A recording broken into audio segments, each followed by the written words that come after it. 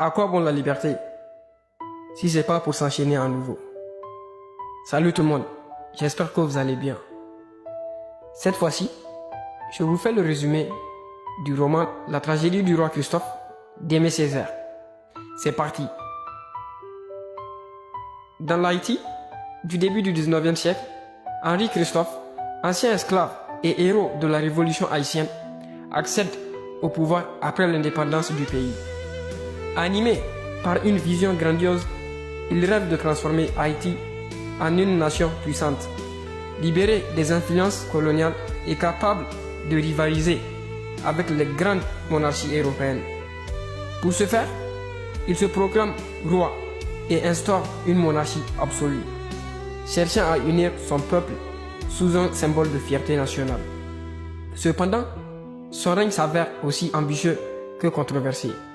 Obsédé par l'idée de grandeur, il impose une discipline de fer et exige des sacrifices énormes de ses concitoyens, notamment pour la construction de la majestueuse citadelle La Ferrière, conçue comme un bastion contre d'éventuelles invasions. Si ces efforts visent à consolider l'indépendance d'Haïti, ces méthodes autoritaires et oppressives finissent par aliéner son peuple et ses alliés. Isolé, confronté à des révoltes et rongé par le poids de ses propres décisions, Christophe sombre peu à peu dans la folie et la paranoïa.